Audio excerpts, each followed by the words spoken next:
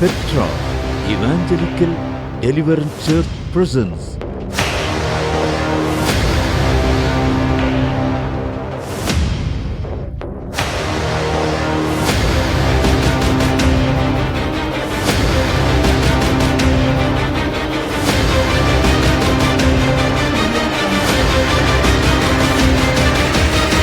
தீர்க்க தரிசன சத்தம், prophetic voice. வேத புத்தகத்தை கைகளில் எடுத்து ஏசாயா தீர்க்கதரிசியின் புஸ்தகம் 43வது அதிகாரம் வசனம் 22 தொடங்கி 25ஆம் வசனம் வரையிலும் வாசிக்க போகிறோம். Let's turn our Bible to book of Isaiah chapter 43 verse 22 till 25. ஆனாலும் யாக்கோபே, நீ என்னை நோக்கி கூப்பிடவில்லை. இஸ்ரவேலே, நீ என்னை குறித்து மனம் சலித்து போனாய். உன் ஆடுகளை தகன பலிகளாக நீ எனக்கு செலுத்தவில்லை. உன் பலிகளாலே நீ என்னை கனம் பண்ணவும் இல்லை. காணிக்கைகளை செலுத்தும்படி நான் உன்னை சங்கடப்படுத்தாமலும் தூபம் காட்டும்படி உன்னை வருத்தப்படுத்தாமலும் இருந்தேன். நீ எனக்கு பணங்களால் சுகந்த பட்டையை கொள்ளாமலும் உன் பலிகளின் நினனத்தினால் என்னை திருப்தி ஆக்காமலும் உன் பாவங்களினால் என்னை சங்கடப்படுத்தி உன் அக்கிரமங்களினால் என்னை வருத்தப்படுத்தினாய். நானே உன் மீறுதல்களை என் நிமித்தமாகவே குலைத்து போடுகிறேன். உன் பாவங்களை நினையாமலும் இருப்பேன். ஹalleluya. 21-22வது வசனத்தை மட்டும் நீங்க எல்லாரும் சேர்ந்து ஒருமனப்பட்டு ஏகமாய் வாசிக்க போகிறீர்கள். verse 21 and 22. இந்த ஜனத்தை எனக்கென்று ஏற்படுத்தினேன். இவர்கள் என் துதியை சொல்லி வருவார்கள். ஆனாலும் யாக்கோபே, நீ என்னை நோக்கி கூப்பிடவில்லை. இஸ்ரவேலே, நீ என்னை குறித்து மனம் சலித்து போனாய். இந்த நாளின் தேவ செய்தியின் தலைப்பு மனசலிப்பு. மனசலிப்பு. இங்கே ஆண்டவர் ஏசாயா தீர்க்கதரிசி மூலமாக சொல்லுகிறார், இந்த ஜனத்தை நான் எனக்கென்று ஏற்படுத்தினேன். இவர்கள் என் துதியை சொல்லி, எல்லாரும் சொல்லுங்கள், என்னை அழைத்து வந்தார். எதற்காக உங்களையும் என்னையும் அழைத்து வந்தாராம்? அவருடைய துதியை நாம் சொல்லி வர வேண்டும் என்பதற்காக, அவரை ஆராதிக்கும்படியாக, அவருக்கு உரிய ஜனமாய் இருப்பதற்காக, அவரையே மகிமைப்படுத்தும்படியாக, அவரையே ஸ்தோத்தரிக்கும்படியாகத்தான் ஆண்டவர் உங்களையும் என்னையும் அவர் ஜனமாய் அழைத்து வந்தாராம். வலது கை உயர்த்தி ஒரு அல்லேலூயா சத்தமாய்.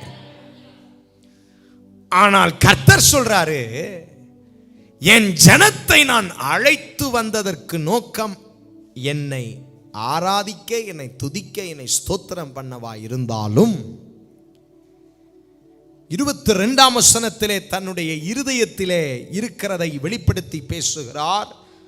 ஆனாலும் யாக்கோபே, நீ என்னை கூப்பிடவில்லை. இஸ்ரவேலே, நீ என்னை குறித்து மனம் சலித்து போனாய். இந்த வசனத்தை 2ஆய் நான் உடைக்கிறேன். 22ஆம் வசனத்தை, ஆனாலும் யாக்கோபே, நீ என்னை நோக்கி கூப்பிட. நம்பர் 2, இஸ்ரவேலே, நீ என்னை குறித்து மனம் சலித்து. ஆனாலும் யாக்கோபே, நீ என்னை நோக்கி. இஸ்ரவேலே, நீ என்னை குறித்து மனம் சலித்து போனாய். ஆண்டவர் 2 ஸ்டேட்மெண்ட்டை தன் ஜனங்களை குறித்து சொல்லுகிறார். Look at it. ஆண்டவர் எதற்காக அழைத்து வந்தாராம் தம்முடைய ஜனத்தை? அவருடைய துதியை சொல்லி வரும்படியாக. ஆனால் அவருடைய ஜனமோ இப்ப 2 காரியத்தை செய்தான். ஒன்னு, அவரை நோக்கி கூப்பிடவில்லை. 2வது என்ன செய்யுதாம்? அவரை குறித்து மனம் சலித்து போனாய். You are weary of me. தெய்வ பிள்ளைகளே, அந்த மனசலிப்பை குறித்து தான் இந்த நாளிலே நம்மை சுத்திகரித்துக் கொள்ளும்படியாக, இந்த உபவாச நாட்களில் நம்மளை பரிசுத்தப்படுத்திக் கொள்ளும்படியாக தேவன் தம்முடைய இருதயத்தில் இருக்கிறவைகளை நம்மோடு கூட பேச விரும்புகிறார். சொல்லுகிறார், நான் உன்னை அழைத்து வந்தது ஒரு நோக்கம், ஆனால் நீயோ என்னை நோக்கி கூப்பிடவும் இல்லை, என்னை குறித்து நீ மனம் சலித்தும் போனாய். ஆண்டவர் சொல்றாரு, இஸ்ரவேலே, நீ என்னை குறித்து மனம் சலித்து போனாய். Look at the word. இந்த வார்த்தை கவனியுங்கள். வாசிக்கும் பொழுதே நம்முடைய இருதயம் கலங்கும். கர்த்தர் சொல்றாரு, are you weary of me? நீ என்னை குறித்து சலித்து போனாயா? அநேக கர்த்தருடைய பிள்ளைகள் இக்காலகட்டத்தில் ஒரு மனம் சலிப்பு தன்மைக்குள்ளாக போய்கொண்டிருக்கிறதை கர்த்தர் அறிந்து தம்முடைய சபையோடு பேசுகிறார். நான் நம்புறேன், நம்ம எல்லாரையும் கர்த்தர் அழைத்திருக்கிறார். Oh my God, you are called for a purpose. ஒரு நோக்கத்திற்காக அழைக்கப்பட்டவர்கள், பரம அழைப்பை உடையவர்கள். உங்கள் மீது தேவனுடைய திட்டம் பெரியது. உங்களை தேவன் ஒரு பெரிய காரியத்தை செய்ய அழைத்திருக்கிறார். உங்களை இருளிலிருந்து அழைத்து வந்தார். உங்களை பாவத்திலிருந்து அழைத்து வந்தார். உங்கள் அசுத்தத்திலிருந்து அழைத்து வந்தார். கட்டுகளிலிருந்து அழைத்து வெளியே கொண்டு வந்தார். மரண இருளின் பள்ளத்தாக்கிலிருந்து அழைத்து வெளியே கொண்டு வந்தார். பலவிதமான சூழ்நிலைகளிலிருந்து அழைத்து வெளியே கொண்டு வந்தார். பலவிதமான கேள்விகளிலிருந்து அழைத்து வெளியே கொண்டு வந்தார்.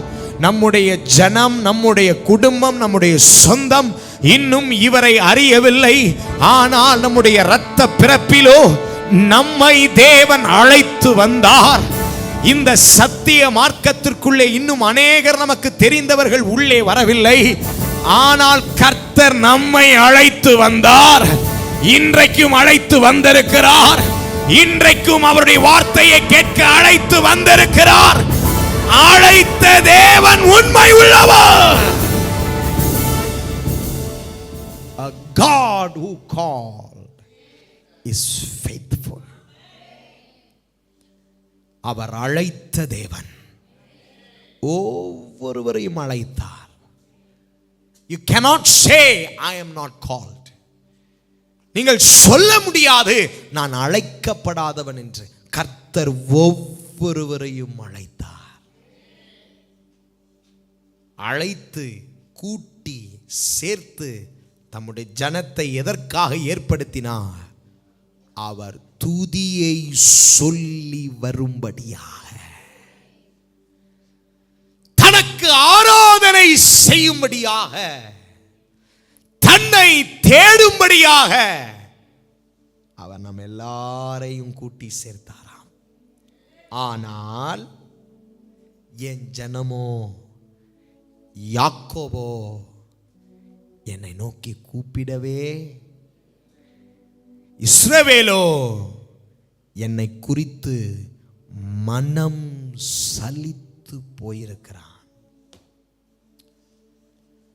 இந்த வார்த்தை ஒவ்வொரு சபையில் இருக்கிற விசுவாசிகளுக்கும் ஊழியக்காரர்களுக்கும் கர்த்தரால் அழைக்கப்பட்டவர்களுக்கும் கிறிஸ்தவன் கிறிஸ்தவள் என்று பெயர் பெற்ற அத்தனை பேருக்கும் ஒரு முக்கியமான செய்தியை கர்த்தருடைய ஆவியானவர் இந்த மாலை வேளையில கொண்டு வந்திருக்கிறார். ஐயா, சலிப்பு தன்மை நம்முடைய வேலையில வரலாம், நம்முடைய குடும்பத்தில் வரலாம், நம்முடைய வாழ்க்கையிலே வரலாம். ஆனால் இங்கே சொல்லுகிறார், இஸ்ரவேலரோ என்னை குறித்து மனம் சலித்து போய்விட்டான். அப்படின்னா கர்த்தர் மேல ஒரு மன சலிப்பு வந்து விட்டதாம். அவர் சொன்னாரே, செய்யலையே. நடத்துவேன்னு சொன்னாரே, என்னை இருளில் நடத்துகிறாரே. அபிஷேகம் பண்ணுவேன்னு சொன்னாரே, என்னை உடைக்கிறாரே. என்னை கனப்படுத்துவேன்னு சொன்னாரே, கனஹீனப்படுத்துகிறாரே. என்னை உயர்த்துவேன்னு சொன்னாரே, என்னை தாழ்த்தி கொண்டிருக்கிறாரே. ஆண்டவர் என்னை குறித்து சொன்னது நிறைவேறல. ஆண்டவர் என்னை நடத்துற பாதை நல்லா இல்லை. மற்றவெல்லாம் நல்லா இருக்கிறான், ஆனா நான் நல்லா இல்லை. நான் கர்த்தரை தேடி என்ன பிரயோஜனம்? நான் ஊழியம் செய்து என்ன பிரயோஜனம்? அவரை ஆராதித்து என்ன பிரயோஜனம்? நேரத்தோடு சபைக்கு வருவதில் என்ன பிரயோஜனம்? வேதத்தை திருப்பி அனுதினமும் வாசிக்கிறதில் என்ன பிரயோஜனம்? அதிகாலையிலே எழுந்து அவரை தேடுகிறதில் என்ன பிரயோஜனம்? உன் மனம் சலித்து போய்விட்டதாக சொல்லுகிறார். ஐயா, இந்த மாலை ஆராதனையிலே கூடி வந்திருக்கிற உங்களை பார்த்து கர்த்தர் சொல்றார், நீ என்னை குறித்து மனம் சலித்து போனாயோ? Are you disappointed because of God? ஐயா, கர்த்தர் மேல மனசலிப்பு வந்துருச்சுன்னா நம்முடைய ஊழியம் உற்சாகமா இருக்காது, நம்ம ஆராதனை உற்சாகமா இருக்காது. கருத்தோடு செய்கிற ஜெபம் கருத்தா இருக்காது. கர்த்தருக்கு ஓடுகிற ஓட்டத்தில் வேகம் இருக்காது.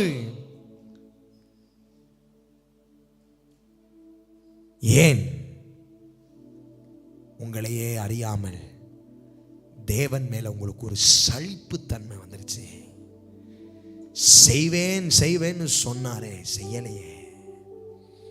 மாற்றுவேன் மாற்றுவேன்னு சொன்னாரே, மாற்றலையே. நடத்துவேன் நடத்துவேன் நடத்தலையே. மனம் சலித்து போனான். மனம் சலித்து போனவன் என்னெல்லாம் செய்வான்? அடுத்த வசனத்தில் சொல்றாரு, உன் ஆடுகளை தகன பலிகளாக நீ எனக்கு செலுத்தவில்லை,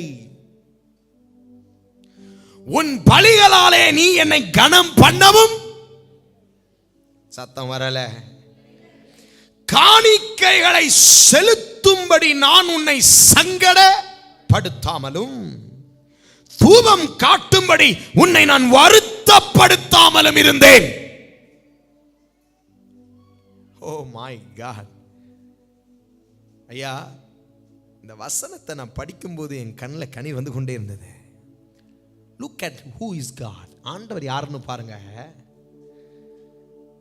நீ மனம் சலித்து போனதனால நீ சரியா பலி செலுத்தலங்கிறாரு. என்ன செலுத்தல? உன் பலிய நீ சரியா செலுத்தல. ஆராதனை தான் பலி, காணிக்கை தான் பலி, சர்ச்சுக்கு வருவது தான் பலி, கர்த்தரை துதிக்கிறது தான் பலி, அனுதினமும் கர்த்தரை தேடுவது தான் பலி, எந்த சூழ்நிலையிலும் விசுவாசமாய் இருப்பது தான் பலி, எந்த சூழ்நிலையிலும் வார்த்தை அறிக்கையிடுவதுதான் பலி, பிரச்சனைகள் போராட்டங்கள் மத்தியிலும் கர்த்தரை நம்பி விசுவாசத்தோடு வைராக்கியமாய் நடப்பதுதான் பலி.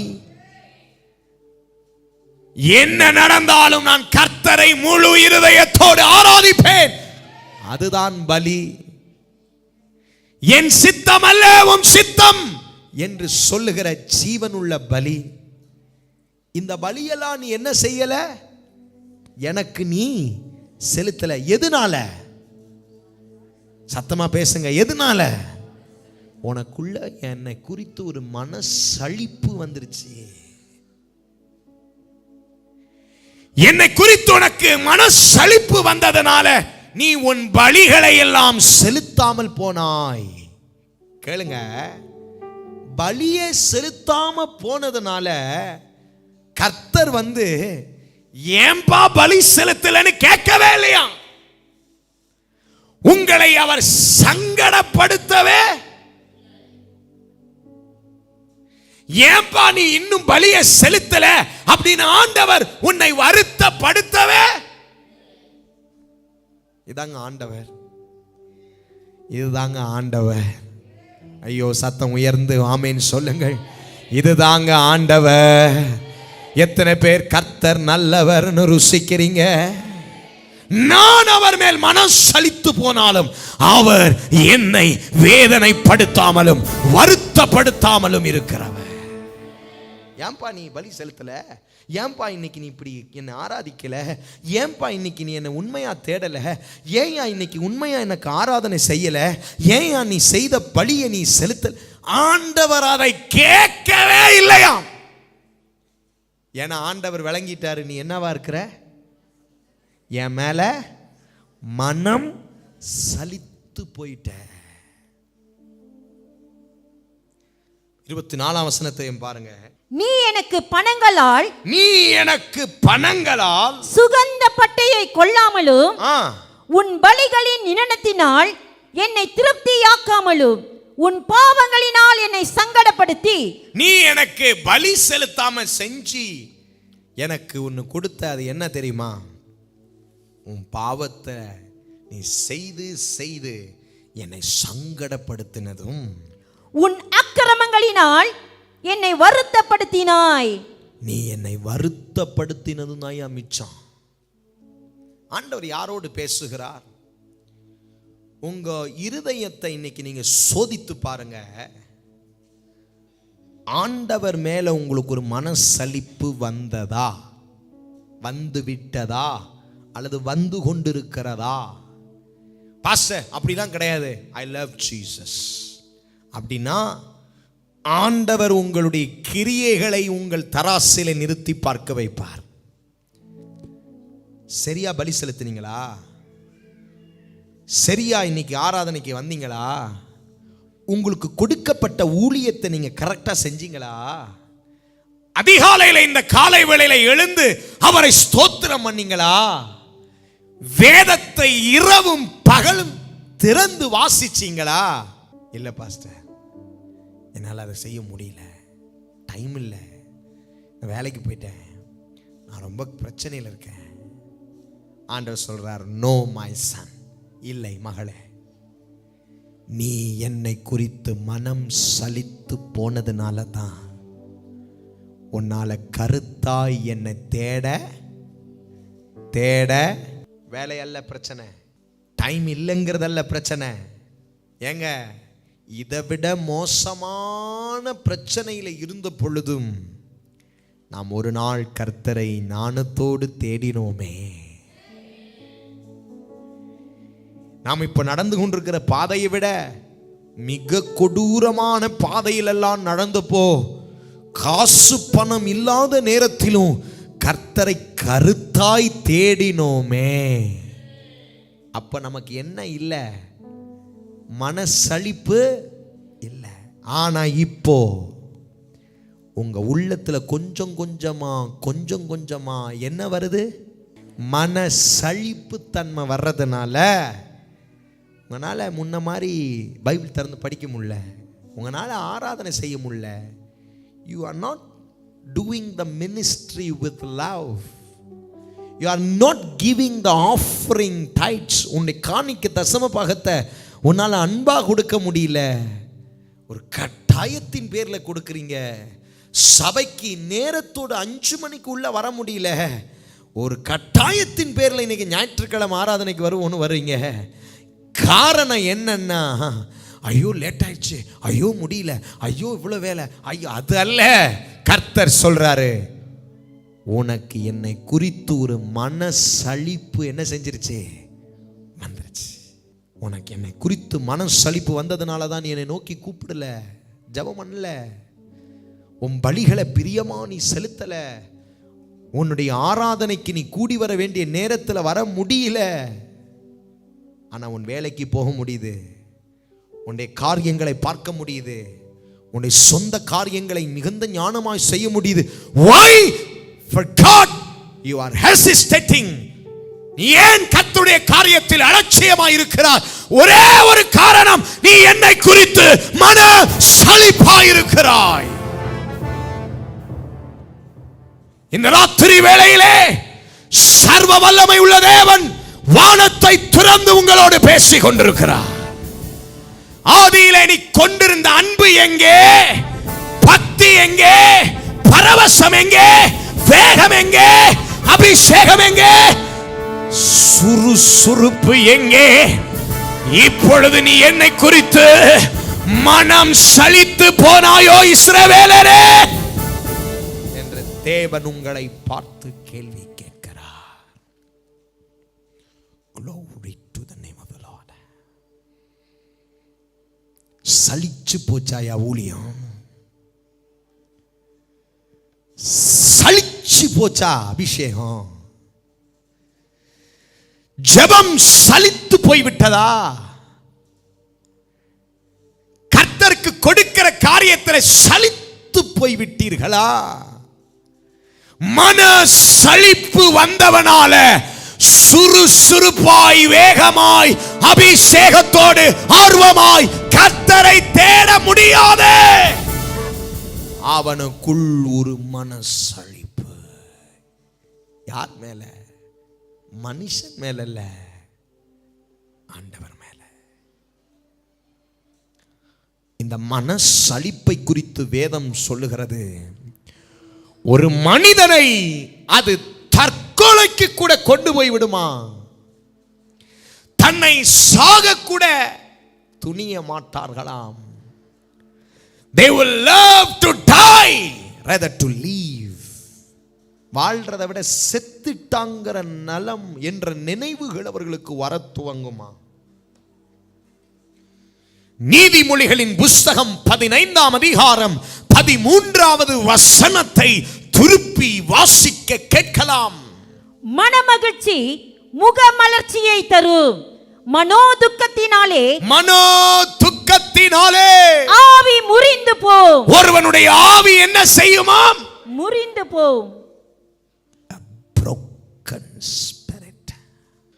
மன துக்கம் ஒரு மனிதனுக்குள்ளே வர தொடங்கிருச்சுனா அவன் ஆவி என்னவாகுமாம்? ஐயா பேசுங்க, என் கூட இருக்கீங்கன்னா. அவன் ஆவி என்னவாகுமாம்?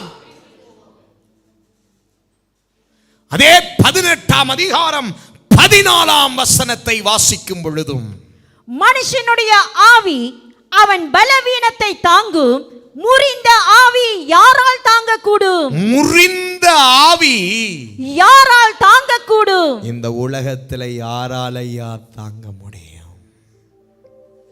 Your spirit is broken. உன்னுடைய ஆவி முறிந்து போய்விட்டது. காரணம், உன் இருதயத்தில் ஒரு மனசலிப்பு, உன்னுடைய இருதயத்தில் ஒரு மனதுக்கம் அடக்கி வைத்திருக்கிறாய். உன் ஆவி முறிந்து போயிருக்கிறது. உன்னால ஜெபிக்க முடியல, உன்னால ஆராதனை செய்ய முடியல, உன்னால கர்த்தரை தேடி வர முடியல, உன்னால கருத்தாய் எதையும் செய்ய முடியல. முன்னாடி எதுவுமே இல்லாத பொழுதும் கர்த்தரை கருத்தாய் தேடினுமே, அந்த தேடுதல் இப்போ வர முடியல. காரணம், உன் ஆவி முறிந்து போய்விட்டது. ஏன் முறிந்தது? ஒரு மனசலிப்பு, ஒரு மனதுக்கம் உன் ஆவியை முறிய பண்ணினது. முறிந்த ஆவியை யாரால் தாங்க முடியும்? தேவன் மேல் உங்களுக்கு ஒரு மனசலிப்பு வராதபடி காத்துக்கொள்ளுங்கள். அப்படி வந்துவிட்டால் நம்முடைய கிறிஸ்தவ வாழ்க்கையே சீரழிந்து விடும்.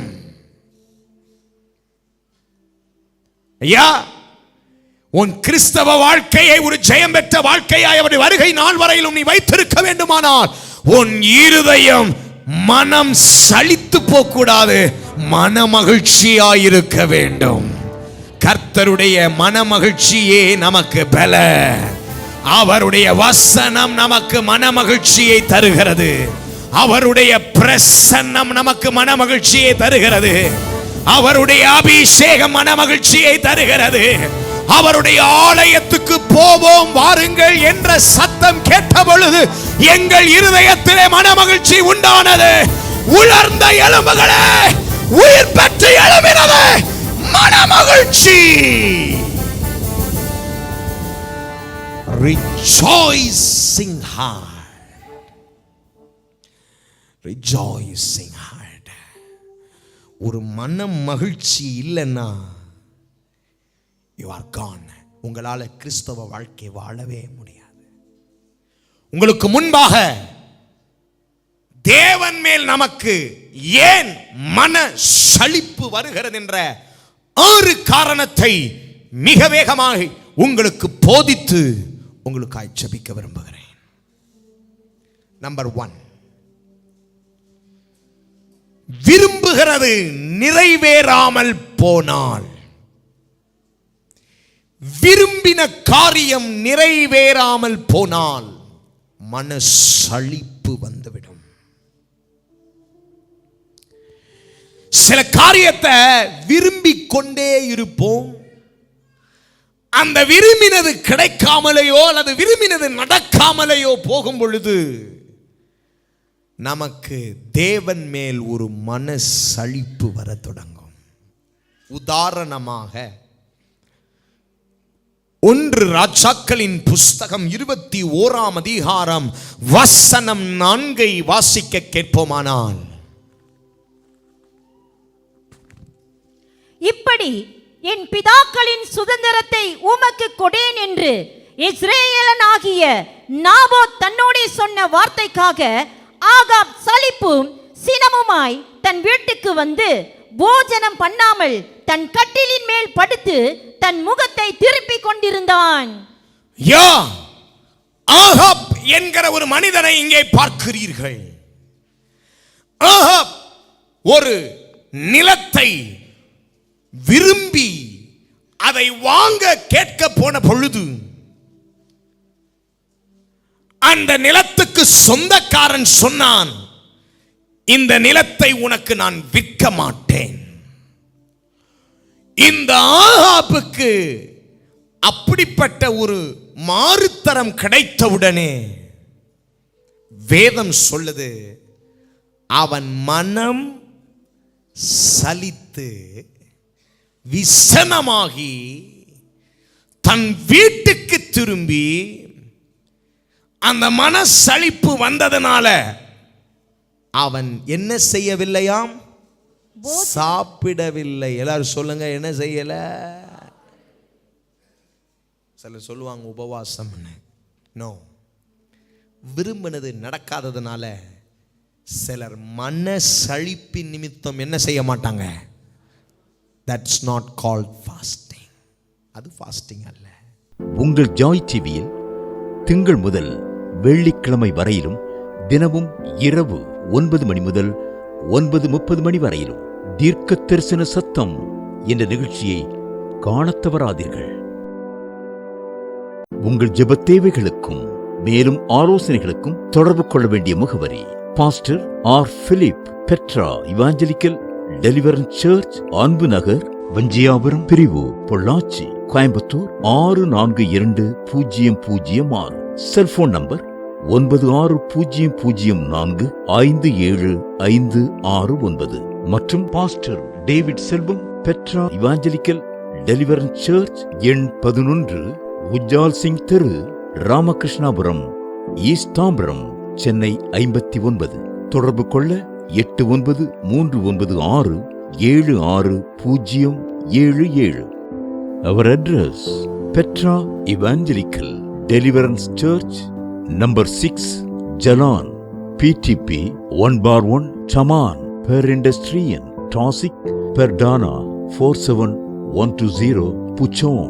For prayers 601163921522.